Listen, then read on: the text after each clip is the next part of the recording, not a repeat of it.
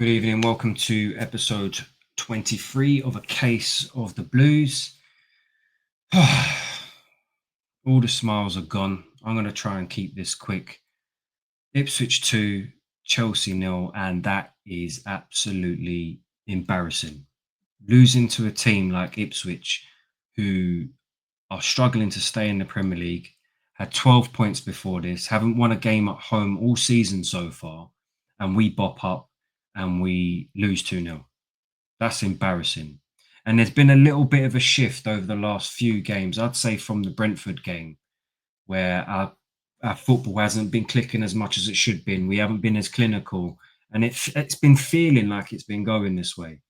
And that's why I've always been saying, let's hold out until the Christmas fixture list is finished before we start saying that we're in a title race.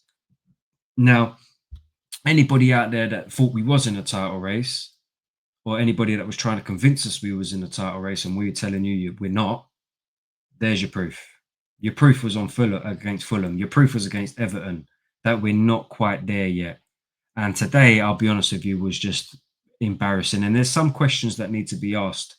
I'll be honest with you, a bit like the Fulham game. There were some things in that lineup that I weren't happy with. Now, I didn't get a chance to explain it on the live stream because I was running behind because I've been out all day. So didn't get a chance to do that, but we'll do that now. I've been looking at some of the comments online from Chelsea fans, and I think I'm pretty much in the same boat as them. I understand the frustration. I understand the anger, the questions being fired at Enzo Maresca on some of the things that he's done today. Now, before we get going, I want to say that doesn't mean that if we criticise our manager that we want him out of the club. I think he's done a fantastic job to date, but he is also, the same way that we analyze players' performances and criticize and be positive towards what they're doing, we can be exactly the same towards the manager without it meaning that we want him gone. So don't get it twisted before I start off on that, but there's some things that need to be said. So let's go look at the lineup. I do want to get this done quickly. Jorgensen in goal. So Sanchez dropped. AXEL disaster at right back. Gusto dropped. Tosin, Colwell, Cucurella, Fernandez, Caicedo, João Felix, Sancho dropped. Palmer, Madueke, Neto dropped. And then Kunku up top, Jackson dropped. Now, the biggest thing for me that stood out about this lineup is on our bench, we've got, let me just scroll down, Josh Akinpong, right back. Malo Gusto, right back. Reece James, obviously just come back from his injury.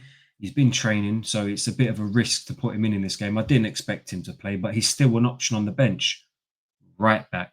So that's 3 right backs that we've got who can play that natural position. And instead we put AXEL Disaster there that we know has not worked at all since he's been at this club. We know it under Enzo Maresca. It has not worked. We know it hasn't worked in the fucking Europa Conference League. And yet he still managed to start today. I don't get that one. Someone explain that to me. I do not get it. We know it don't work. We know he's not good enough for the club. He's got one more full day at this club. One more day. And that window opens. Ta-da. See you later. Off you go. Not good enough. And I've been saying it since he joined the club. He's not good enough. Today was pathetic. The first goal, he steps out of the way, allows the player to go past him, passes it into the box. Now, the penalty decision. At first on the stream, I did think it was a penalty. I did say, yeah, it's a penalty. It's a penalty. Now, when I look at the replays, I think it's very soft. And I think there's one key bit of info that I don't think's been considered. And I think that's the fact that Liam Delap has lost the ball. He's lost the ball. He hasn't got control of it. Yes, there is a little bit of contact, but a contact comes after the fact that he's lost the ball. So why hasn't that been considered? So it is a soft pen, but listen, I did agree that if it was my team, I'd be calling for it. So it's a pen, it's given. Liam Delap steps up, scores it, buries it.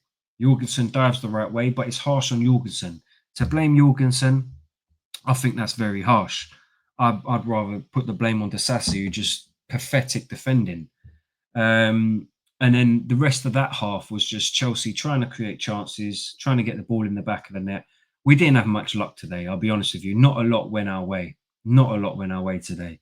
We had plenty of chances. We had chances to equalise. We had chances to go ahead and win the game, but we just couldn't get the ball in the back of the net. I mean, credit to Ipswich. I thought their defence was good. I thought they'd done very well. They stopped us from playing our game today. Um, and they've done a job on us. Let's be real. And it's just not good enough for what we're trying to achieve. That is not good enough at all, not at all. So we go look at the stats quickly. They had an expected goals of 0.67. We had 1.99. I mean, we hit the bar. That was a great save from what's his name? Walton. Is that his name? Let's have a quick look quickly. 1 second. Bear with me. Yeah, Walton. Great save. Tipped onto the bar from a Palmer shot. Or was it Enzo? I can't remember. I think it was Palmer. I think Palmer shot. Yeah, it's Palmer. And then Palmer hit the post. It deflected out, and Nkunku kicks it back towards the goalkeeper rather than slotting it in the back of the net. Cucurella had a chance that shot wide. Felix had an opportunity to score a header early on, but he bottled the header. Felix had a chance in the second half to score a header, and it got cleared off the line. We had some shots from Felix from outside the box. We had a few shots on target. There's a few good saves from the goalkeeper. Madueke had a chance. It just didn't work for us today, man. And it's been a lack of. We're not clinical enough at the moment. Like the chances that we had a lot of blocked shots in the box. It wasn't like I know we had 20 attempts. Yeah, they had 9.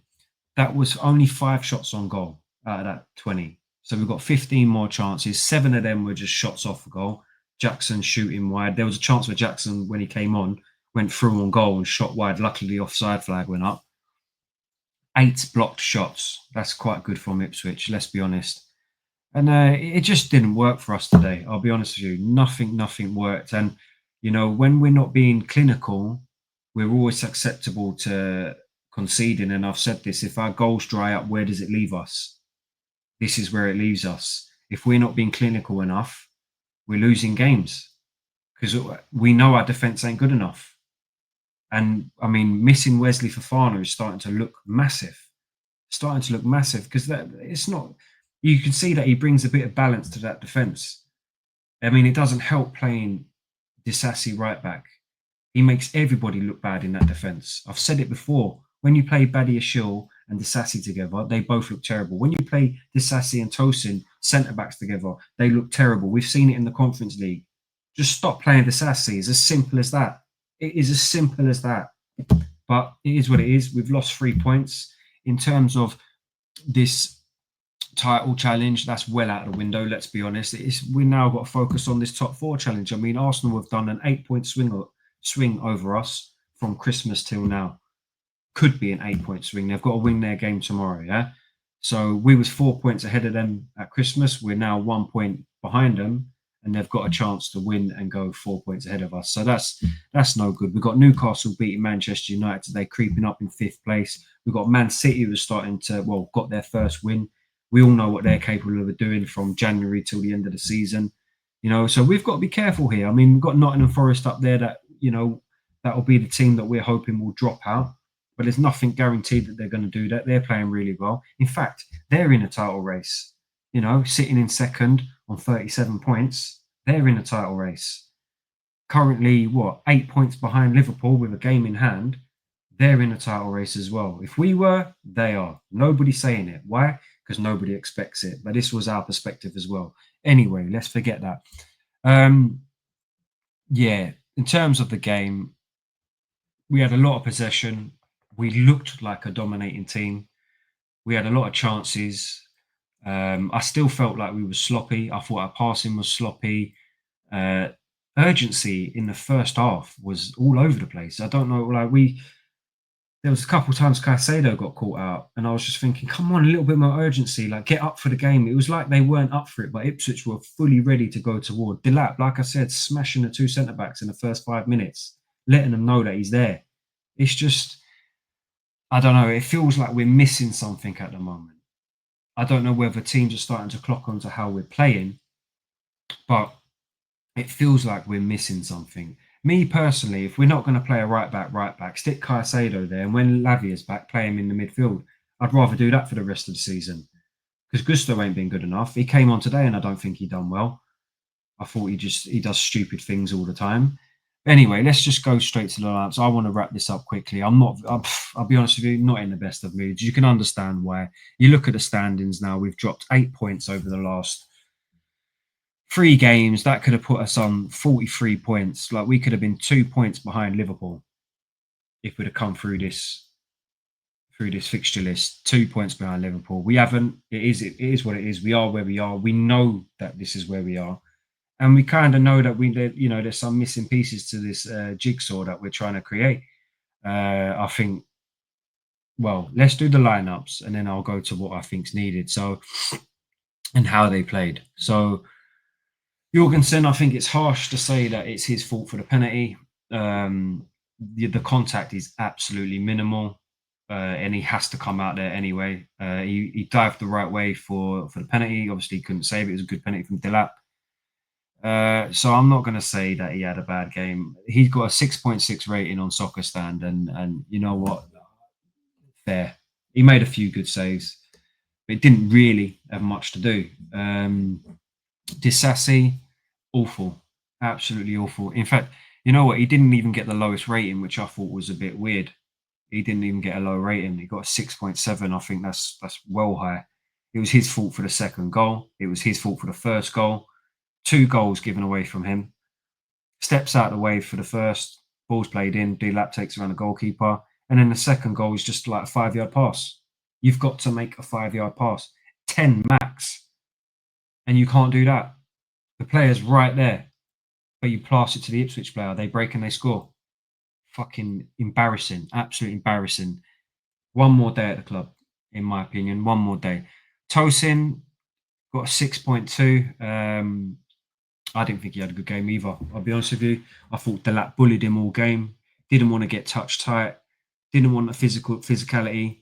Backed off at him every single opportunity he got that Delap was running at him. All over the place. All over the place today. Cole, the same. Didn't think he had a good game. He kind of hides. I'll be honest with you. He kind of hides when Tosin's getting involved in all the physical side of the things. He's on the other side. Maybe it's just the way that we set up because Cucurella's always high up the pitch. And like the right back's always high up the pitch, and it's always left on like 2-on-1 situation. But the striker's never pinning up on Colwell's side. It's always Tosin's side. I don't like he kind of out of action, and I don't think he had a great game. What annoys me is that you know what, when it gets to the argy bargy stuff, you want to get in there and start scuffling and try and have a fight. But during the game, you get a little flick in the eye. You go down in the 88th minute when we're trying to score, and you're time wasted. I don't get it. Do that during the game. Like, get up for the fights during the game. I not when you want to act hard and tough. Like, I don't, just forget it. I don't get it. But in my opinion, I don't think he had a great game today. Cucurella, another game where I didn't think he was great. He's kind of had a little bit of a dip in form. He got a 6.3. Enzo Fernandez got a 6.7. Now, I thought that's quite low. I thought Enzo was one of our better players today. I thought he was quite good today. Tackling, passing, creating stuff, in the pocket a lot. He was receiving the ball a lot in the first half. It was quite open in the middle in the first half. So I thought he had a good game. Caicedo, he got a 7, which for me, I didn't think he had a great game by his standards, let's be real. I thought he was a bit sloppy on the ball. His touches were a bit wayward. His tackling was, a few passes that misplaced. I didn't think he had an amazing game today, but he does good things, does intercept the ball a lot. But by his standards, I thought, even he's taken a little bit of a dip. Now, the problem is what I'm starting to see is that a lot of these players individually are starting to dip a little bit. Now, are we about to go on a bad patch? I hope not. You know what I'm saying? 3 games is enough. So we've got to react. We've got Crystal Palace away. That's going to be a fucking nightmare of a game. Madueke out on the right, I thought he was poor. Not enough output. Not enough trying to take on your player. Cutting in, crossing the ball. I don't know if this is a Maresca thing. I hope it ain't. Cutting in, crossing the ball. Couldn't beat the first player. Touches were off. There was moments in the game where I think I saw it 2 or 3 times. Palm was going like, "Where are you? Where are you? I need to pass." Like it's just an outlet, someone to like, and he weren't there. There was times where he drifted into the middle, and then he just wasn't an option. He was just standing there. I just thought, you know what, not good enough, not good enough. João Felix, he got a 7.2 and was rated the highest player on our team. And you know what, I kind of agree with that. I thought he played very well today, and he gets subbed, got subbed. Don't get it. The only player that was getting into dangerous positions and having chances, doing good link up play, was João Felix. Enzo Maresca took him off. Why? Why not take Madueke off? Why not take Palmer off? Now, Palmer got a 6.8, but for me, I did think he was. I thought he was.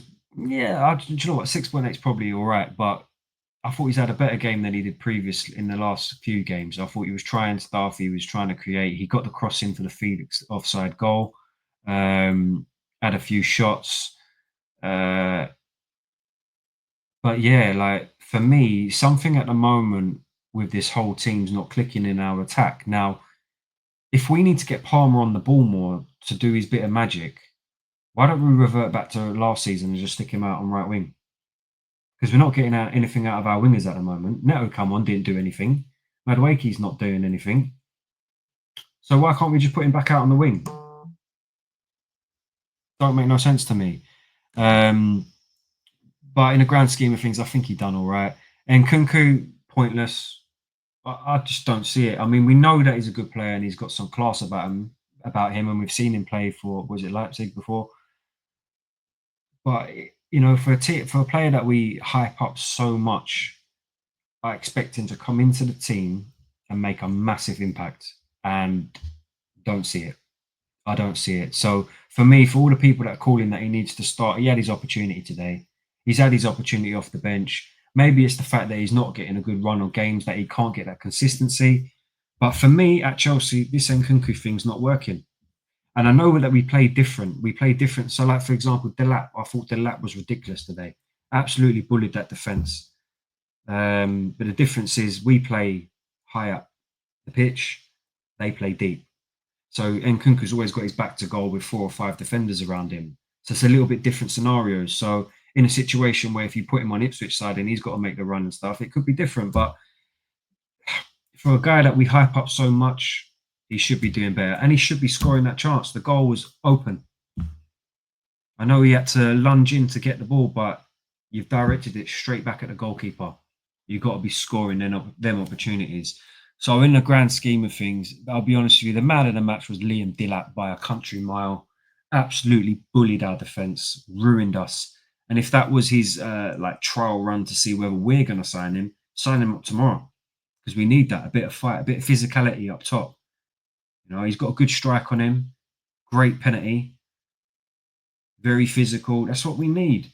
And we need that in defence as well, because our defence ain't good enough. Our defence is just, we know it ain't good enough, and it ain't been good enough.